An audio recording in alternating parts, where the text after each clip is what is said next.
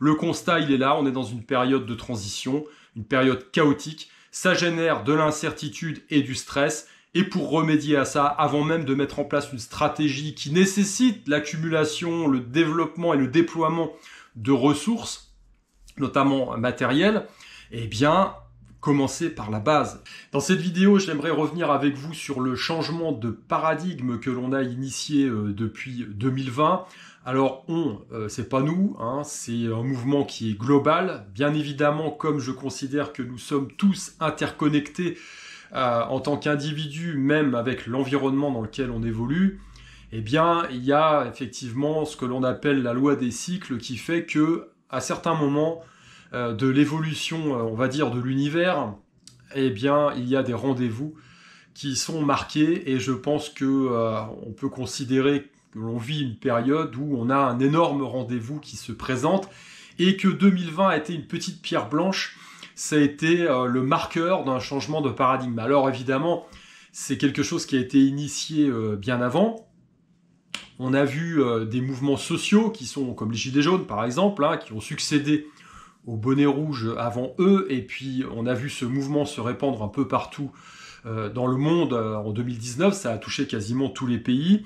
Alors pour des raisons diverses et variées, hein, je pense notamment à Hong Kong, hein, qui a vu une révolte importante, puisque la Chine continentale voulait reprendre la mainmise sur Hong Kong. Donc quelque part, en France, c'était l'augmentation du gasoil. Alors évidemment, on a vécu pire depuis, hein, mais tout ça, c'est symptomatique d'un mouvement global qui, à mon sens, est révélateur d'un ras-le-bol des populations par rapport à leurs élites gouvernantes. Alors même si on a du mal à mettre un coup de projo sur ceux qui gouvernent, effectivement, hein, j'ai fait, moi, un retour dans Apocalypse 2030, mon ouvrage, sur ce qui me semble être l'indicateur le plus marquant là-dedans, il n'est pas le seul, hein, mais c'est la finance. En clair, pour simplifier, il faut toujours regarder où va le pognon. Comme ça, on déchire le voile du mensonge et puis on comprend mieux ce qui se passe. Grosso modo, c'est un petit peu ça l'idée. Alors, évidemment, quand je dis c'est pas le seul marqueur, pourquoi ? Parce que on a affaire à des forces qui drivent ces changements et qui font partie d'un cycle plus global. Bon, là, on peut partir dans des considérations plus spirituelles. Dans cette vidéo, on va rester sur quelque chose de plus factuel. Mais vous comprenez bien que le système que l'on a créé depuis des dizaines d'années, notamment basé sur l'argent-dette, permet à des gens d'atteindre des niveaux de fortune qui sont sans précédent dans l'histoire. Et le corollaire de tout ça, eh bien, c'est que ça leur monte à la tête, bien évidemment. Quand on a des capacités, l'argent c'est une énergie, hein, et cette énergie, eh bien, on la contrôle jusqu'à un certain niveau. Et puis quand on a des niveaux de fortune qui dépassent l'entendement, on a tendance à se prendre pour Dieu. Hein. C'est un petit peu ça qui risque de se produire. Pourquoi ? Parce que l'homme, lui, n'évolue pas. On est toujours mu par les mêmes forces. Que ce soit vous, moi, ou un individu qui présente sur son compte en banque des milliards, on est toujours mu par les mêmes forces. Hein. Et donc, l'attrait de l'argent, l'attrait du pouvoir, eh bien, ça peut monter à la tête de certains. On peut comprendre. Alors, même s'ils ne sont pas, à mon sens, tous mus par une volonté de nuire, hein, je pense que beaucoup ont l'impression qu'ils veulent faire bien, mais parfois, en étant proactif, on fait plus de mal que de bien. Et quand on regarde dans l'histoire, à chaque fois, et je crois que c'est Karl Popper qui a dit ça, au nom du bien, on a fait les pires horreurs dans le monde depuis de tout temps, en fait, à vrai dire. Et donc, ce mouvement qui a été amorcé un peu en amont de 2020, eh bien, il s'est marqué, il s'est cristallisé par un événement majeur qui a été évidemment le Coco Circus, la mise en place du Coco Circus, et puis tout le lot de joyeuseté qu'on a connu derrière, hein, qui nous font nous questionner finalement sur la qualité même de notre évolution et de notre civilisation, hein, quand on hypothèque l'avenir des jeunes, des plus jeunes, donc qui sont l'avenir finalement, le futur d'une civilisation, et que derrière on détruit des bibliothèques, c'est-à-dire on laisse crever les anciens ou on les aide fortement à dégager le plancher. On peut, enfin comme des chiens même, hein, puisqu'on les accompagne même pas dans cette épreuve, hein, qui est ce changement de conditions, hein, lors du décès. on peut effectivement se poser des questions quant à la viabilité actuelle de notre civilisation. Et donc je pense que depuis 2020, on a bien vu comment tout s'est accéléré, tout se développe, et puis ça continue, hein, on va toujours vers le pire, hein. En France, là, aujourd'hui, il y a des gens qui sont jeunes, qui n'ont jamais bossé, qui n'ont pas d'enfants, qui gouvernent le pays. Alors ça, c'est la façade, hein, bien évidemment. Vous savez bien que dans tout pays, on a des forces, j'allais dire occultes. Pourquoi occultes? Parce que c'est des gens qui se montrent pas forcément, mais on va dire c'est le jeu du pouvoir, hein, tout simplement. Si vous avez adoré la série du Trône de Fer, qui se passait dans un Moyen-Âge fantastique, la qualité de cette série, hormis la mise en scène et puis le scénario, c'est évidemment d'être un miroir finalement de nos sociétés, hein, parce que justement, comme je le dis, comme l'homme n'évolue pas, eh bien on a toujours les mêmes choses, on a ces luttes de pouvoir, ces forces qui poussent l'individu moyen à croître, à se développer et à vouloir bouffer le monde, hein, quel que soit son niveau. Tous ces réseaux de pouvoir qui se mettent en place, les gens qui se tirent dans le dos pour grimper sur la tête du voisin et arriver au sommet, bref, que ça se passe dans un Moyen-Âge fantasmé, dans le véritable période moyenâgeuse que l'on a connue en Europe, ou alors dans notre période contemporaine, je veux dire, le décor change, les personnages sont toujours les mêmes, hein, quelle que soit la couleur du costard, j'ai envie de dire. Bref, donc on a effectivement un changement de paradigme qui s'est mis en place. Pourquoi? Parce qu'on est dans un grand switch aujourd'hui. Je pense que les astres s'alignent pour nous faire changer de conditions, nous faire changer d'état. La société, le monde va évoluer, tout va évoluer, mais d'une façon peut-être plus dramatique que ce que l'on a connu dans l'histoire auparavant. Alors on a eu des grands cycles, hein, j'en ai parlé à travers différentes vidéos. On a effectivement des disruptions qui se mettent en place dans l'histoire, hein. Si on prend la Première Guerre mondiale, par exemple, ça a été une énorme disruption, que ce soit au niveau social, politique, et puis en parallèle, on a eu des avancées technologiques très importantes à ce moment-là. Donc vous savez, il y a des choses qui se mettent en place, comme ça le visage de l'Europe n'était plus le même à l'issue de la Première Guerre mondiale que juste avant, hein, que ce soit au niveau technologique ou au niveau sociétal.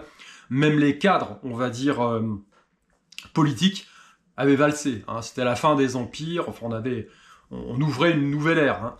Mais dans l'histoire, il y a eu des périodes beaucoup plus dramatiques. J'ai déjà parlé de la crise du IIIe siècle après Jésus-Christ, de l'Empire romain, qui au final n'a pas arrêté de chuter jusqu'à sa déliquescence totale. Alors l'Empire a survécu, notamment en Orient, grâce à Byzance, mais on va dire qu'au 5e siècle, à la fin du 5e siècle après Jésus-Christ, eh bien on inaugurait une nouvelle ère en Occident. C'est ce qu'on a appelé en Angleterre notamment les Dark Ages, hein, c'est les âges sombres. On a eu un éclatement de la centralisation et du pouvoir central, et puis on est entré dans une ère de féodalité avec des seigneurs de guerre, hein. C'était le début de la féodalité, avant de donner autre chose. Alors ce changement, on a eu un changement quasi identique à la fin de l'âge de bronze, hein, c'est pareil. Il y a des grands mouvements migratoires, des empires s'effondrent, et je pense que l'on vit une période qui va nous présenter ce genre de magnitude dans le changement. Voilà. Alors peut-être on ira de toute façon, on va changer d'état, c'est clair, mais on a cette période de transition qui nous concerne aujourd'hui, et c'est une période chaotique. Voilà. Alors, pour bien comprendre ce changement de paradigme, il faut voir que vous avez vu depuis 2020 jusqu'à aujourd'hui, c'est-à-dire janvier 2024, on a vécu un certain nombre d'événements, dont pour moi le plus important en termes de marqueur, ça a été le Coco Circus, mais après on a enchaîné avec la guerre en Ukraine, enfin voilà. Donc, ce qu'il faut comprendre derrière ça, c'est que on vit sur un système qui est issu de la fin de la Seconde Guerre mondiale, avec un ordre mondial établi, avec l'Empire au milieu, les US, les satellites autour, hein, les pays européens, et puis des ennemis communs, parce que c'est bien connu en marketing, il faut se définir contre quelque chose ou contre quelqu'un, ça permet de créer un clan, donc à l'époque, il fallait lutter contre l'Empire soviétique, contre les communistes. Et puis, depuis la chute du mur, il y a eu effectivement des avancées, ça a reculé un petit peu, puis bon, bah, en 2022, voilà, on est reparti, j'allais dire, comme en 14. L'ennemi commun est à nouveau le russe et puis enfin l'Eurasie finalement, puisqu'il y a aussi alors les barbus en dessous et puis les bridés plus à l'est. Bref, on a deux mondes. On aura par la suite un éclatement de tout ça. Voilà, parce que même là-bas, ça bouge aussi, et donc ce changement de cycle concernera tout le monde et toutes les zones géographiques. Alors, je veux juste à travers cette vidéo vous montrer une chose, c'est que j'ai dit que quand on regarde où va le pognon, on comprend mieux. Quand on regarde l'Empire, par exemple, au niveau fiscal, au niveau monétaire, on va observer différentes choses depuis 2020. 2020, le Coco Circus, et derrière, on a des facilités, que ce soit au niveau fiscal ou monétaire. Hein, on a des stimuli à mort, hein, puisqu'il faut relancer l'économie, ça a été la guerre contre le virus, bref. Donc, la planche à billets tourne à plein régime. Alors évidemment, derrière, eh bien, quand on imprime comme des cochons, on a ce qui revient derrière comme la porte de saloon, c'est l'inflation. Ah, ma bonne dame, on l'avait pas vu venir. Étonnant. Oui, alors effectivement, la nouveauté par rapport à 2008 où on avait lancé les QE à l'époque, hein, vous avez imprimé, mais c'est d'État qui rachetait, enfin il y avait un système, un jeu entre les banques centrales et le gouvernement. L'argent n'allait pas vraiment dans le système hormis dans les assets, puisque les marchés financiers en ont bien profité. Là, on a fait ce qu'on appelle l'hélicoptère money. Grosso modo, l'image est assez parlante. Il y a des mecs qui sont dans un hélico, puis ils balancent de la thune à mort. Voilà, sur les gens. Rappelez-vous, en France, il y avait, je crois, des primes, je sais pas quoi, enfin, on payait les gens pour rester chez eux. Et tout ça, c'est puissamment, bien évidemment, inflationniste. Donc, on a vu ça se développer en 2020-2021. Et puis derrière, bah oui, parce qu'il y avait la disruption des chaînes d'approvisionnement, etc., etc. Il fallait relancer l'économie, machin. Mais derrière, qu'est-ce qui s'est passé? Eh bien, on a eu l'augmentation du prix des actifs, bien évidemment, donc immobilier, les actions, comme d'habitude, ça continue de flamber. Et puis, la fameuse inflation sur les biens de consommation. L'inflation, voilà, l'inflation telle que les Allemands peuvent la redouter, hein, c'est voilà, l'augmentation 10, 20, 30% sur les produits que vous consommez tous les jours. Donc il a fallu mettre en place un système derrière pour lutter contre ça. Traditionnellement, les banques centrales utilisent les taux directeurs, donc ils ont augmenté les taux. Donc depuis début 2022, je crois, jusqu'à très récemment, et c'est pas encore le contraire n'est pas encore acté, malgré tout ce que l'on peut dire, on est entré dans une phase d'augmentation des taux directeurs. Pourquoi? Pour limiter évidemment la demande et puis derrière faire baisser l'inflation. Alors l'inflation officielle, hein, bien sûr, pas celle que vous observez dans votre caddie, a commencé à refluer, donc c'est une désinflation, les prix n'ont pas baissé mais l'inflation augmente moins vite. Et on arrive aujourd'hui en zone US, par exemple, à 4%, je crois. Grosso modo, c'est ça. La Fed avait, donc la Réserve fédérale américaine avait un objectif à 2. Et là, ils disent, bon, bah, ça commence à aller mieux, mais bon, comme l'économie risque de couiller un petit peu, on va baisser les taux en 2024. Donc, voilà, c'était l'annonce qui a été faite dernièrement.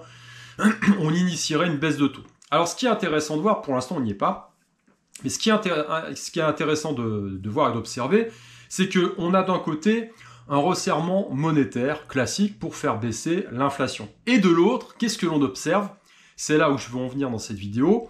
Eh bien, en parallèle, un jeu inverse du gouvernement américain qui continue de dépenser comme des cochons. Voilà. Et donc, eh bien, quelque part, ils annulent tout simplement l'effet de la Fed. Et donc, on ne comprend pas pourquoi, effectivement, les marchés continuent de marchés financiers. Alors, pas tous, hein, parce que on voit que tout le monde joue l'intelligence artificielle aujourd'hui. Donc, si on regarde le SP500, c'est essentiellement les Magnificent Seven, comme on dit, hein, donc les GAFAM, Google, Amazon, Microsoft, Apple, etc., qui tirent leur épingle du jeu.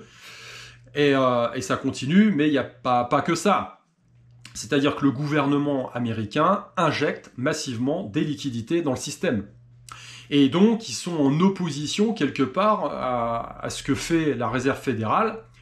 Et la Réserve fédérale, qui est chargée, justement, du monétaire, eh bien, voit son action s'annuler par l'effet du gouvernement. Donc ce que je suis en train d'expliquer aujourd'hui, c'est que on vit un changement de paradigme où, quelque part, on peut se poser la question, parce que c'est les liquidités qui drivent l'économie, plus il y a d'argent dans le système, plus évidemment les actifs vont continuer à flamber, et plus il y aura d'inflation, c'est clair. Donc on a des discours qui sont évidemment contradictoires, et c'est intéressant d'observer ça, parce que le sentiment de beaucoup, c'est que quelque part, on voit que les élections ont été un petit peu couillées. Hein.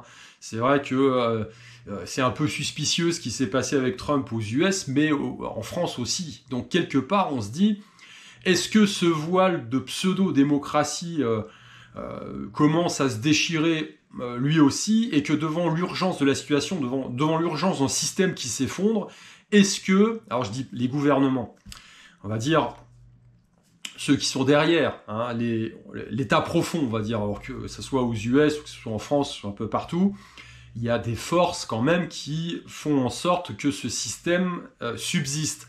Et donc on entre dans une phase de résistance où, pour rester essentiellement sur le versant économique, on n'est plus dans une économie de marché, mais dans une économie qui est dirigée. Donc, comme on l'a connu à l'époque de l'Union soviétique, quelque part, mais là, ça se fait en zone occidentale, du côté des pays occidentaux de l'OCDE, grosso modo.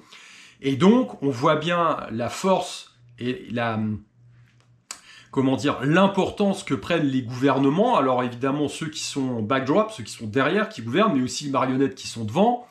Parce qu'on entend parler que d'eux. Je veux dire, en Europe, on voit bien aujourd'hui que von der Leyen, qui n'a reçu aucun mandat démocratique de personne. Personne n'a voté pour cette dame. Je ne savais même pas qui c'était à la base. On voit bien que on nous parle du Parlement que lorsqu'il y a des élections. Les gars, ils ont qu'un avis consultatif. C'est pas eux qui gouvernent. Donc on n'est plus du tout dans une démocratie déjà. Et au niveau économique, et monétaire, c'est exactement la même chose, puisque ce sont les gouvernements qui annulent l'action des banques centrales qui sont chargées de gérer, réguler le système. Donc on voit bien qu'on est dans un changement de paradigme par l'intermédiaire du monétaire et de l'économie, qui a été initié en 2020 avec perte et fracas, parce que là c'était quand même flagrant. On voit bien cette perte de liberté, on voit bien effectivement la liberté d'expression qui est de plus en plus réduite. Il faut faire attention à ce qu'on dit un peu partout, parce qu'on peut vite être striké de tous côtés. On vous met pas encore une balle dans la tête, quoique, mais derrière on organise la mort sociale. Si vous n'êtes pas dans le consensus, c'est très facile. Ou alors on vous colle une affaire de mœurs. Hein, je crois que Julian Assange... il a dit qu'il avait violé quelqu'un. Elon Musk, pareil, à un moment donné, ils ont essayé de sortir le truc. On a dit, ouais, mais il a mis la main au cul d'une hôtesse à un moment. Enfin bref, on voit bien qu'il y a des forces quand même qui sont à la manœuvre pour empêcher effectivement le rideau de se déchirer trop vite.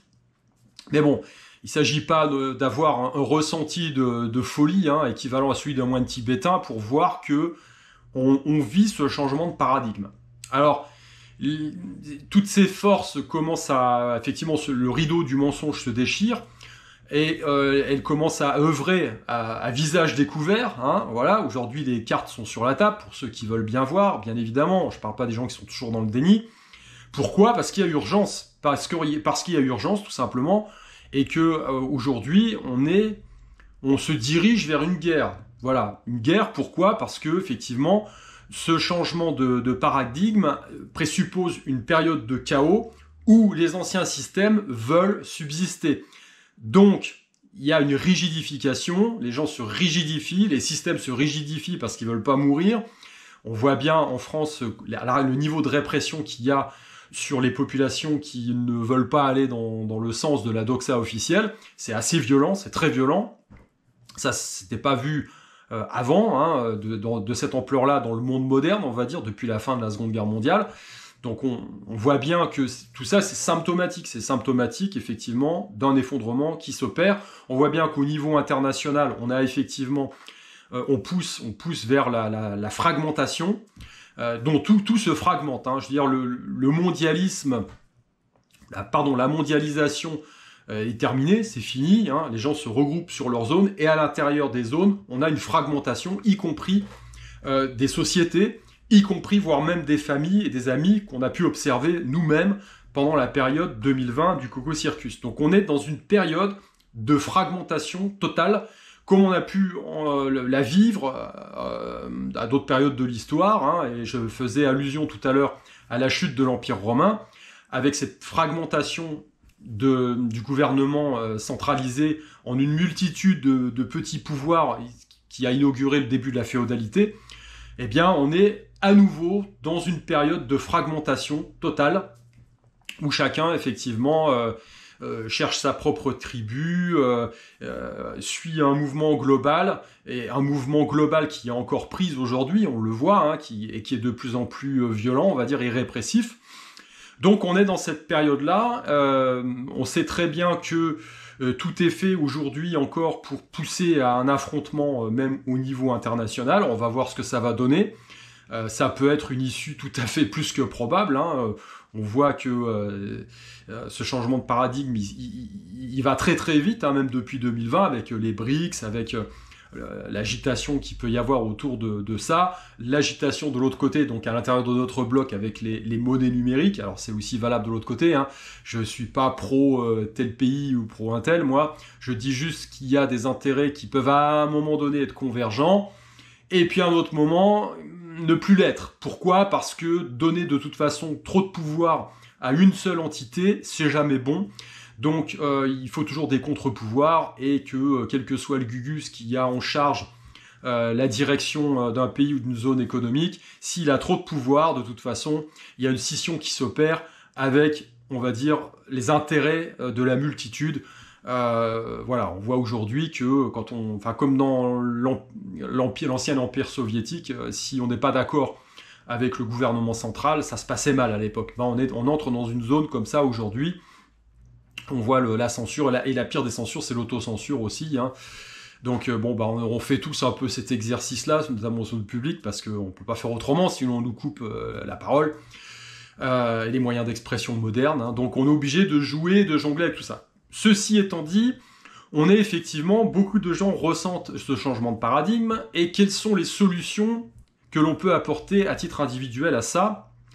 Alors grosso modo, il y en a deux, c'est la solution du survivalisme 1.0, qui consiste à se regrouper sur une zone géographique et faire lien avec ses racines et avec la société autour, dans le meilleur des cas, parce que dans le pire des cas, vous vous regroupez sur votre ferme avec votre femme et puis votre chien, et puis vous faites tout seul. Alors ça, c'est aussi un peu un fantasme, hein. Les effondrements successifs de notre période moderne ont montré que ce qui était important, c'était toujours le réseau dans ces cas-là, et le réseau d'entraide. Et vous avez le survivalisme 2.0, donc pour des gens qui ont un peu plus les moyens, on va dire les moyens financiers, et qui se disent la mobilité est ce qu'il faut, valoriser aujourd'hui, parce qu'on ne sait pas ce qui va advenir, et que si on s'installe sur la mauvaise zone, effectivement, développer entre guillemets une BAD dans un endroit, ça prend du temps, ça coûte de l'argent, et si vous le faites au mauvais endroit, eh bien, manque de bol, pour vous, vous risquez de tout perdre au moment du retournement de cycle. Voilà.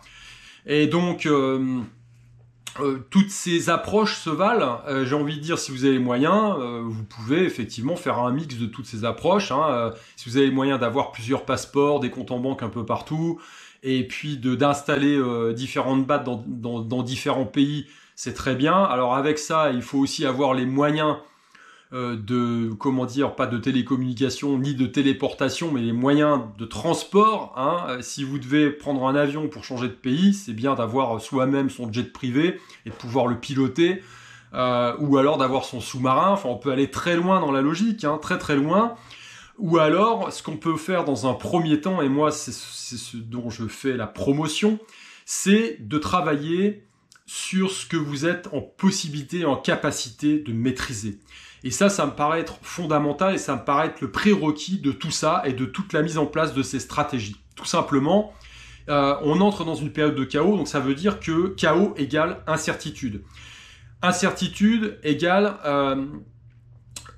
stress, égale angoisse, égale si j'avance un pied à gauche et que je fais le mauvais pas, je tombe dans le ravin. Si je fais un pas à droite et qu'une météorite me tombe dessus, ça va pas, et je reste sur place, je vais me faire cueillir. Et donc c'est générateur d'angoisse. Donc qu'est-ce que je fais?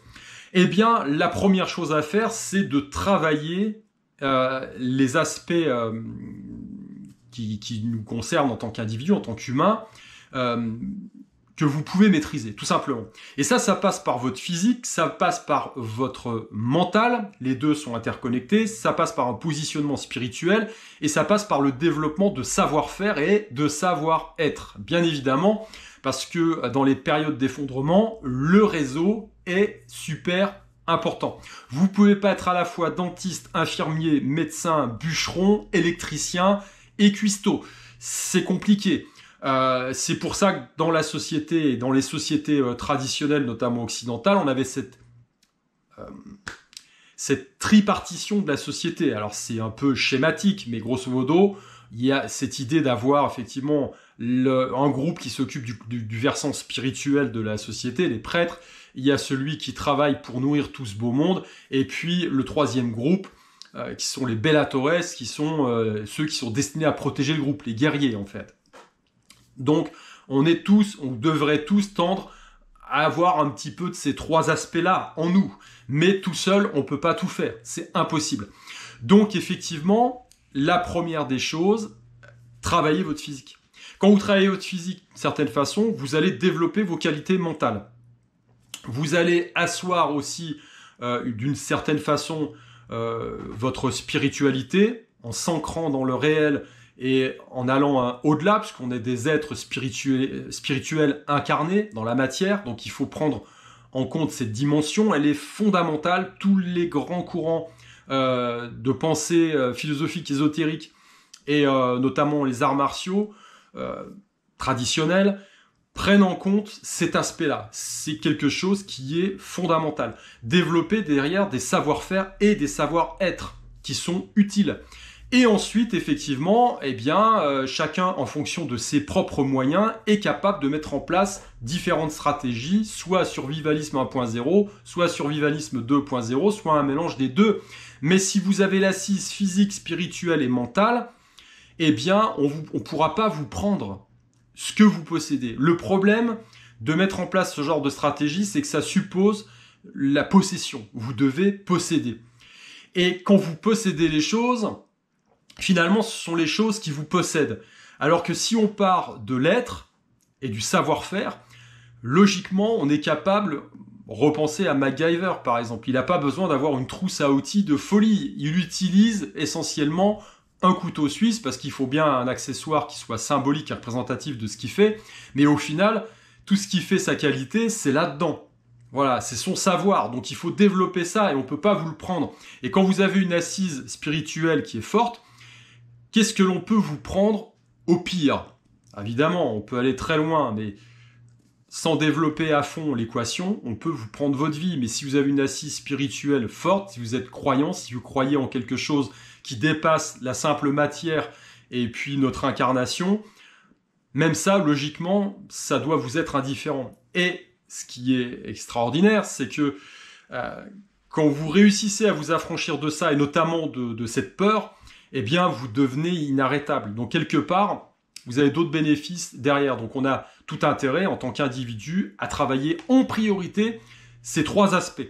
Il y a plein de voies possibles. Vous pouvez commencer par le yoga, commencer par faire quelques pompes, des tractions ou aller courir, tout simplement. Tout ça se fait progressivement. Des informations, il y en a plein de disponibles partout.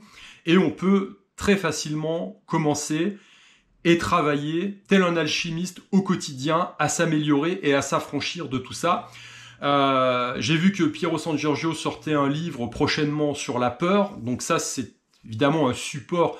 Je pense que je vais me ruer dessus parce qu'il y a des choses intéressantes à mon sens qui vont encore enrichir ma réflexion et probablement mon entraînement, parce que c'est un élément central de tout ça. Notre ami Klaus l'a dit, faut pas avoir peur. Le constat, il est là, on est dans une période de transition, une période chaotique. Ça génère de l'incertitude et du stress. Et pour remédier à ça, avant même de mettre en place une stratégie qui nécessite l'accumulation, le développement et le déploiement de ressources, notamment matérielles, eh bien, commencer par la base.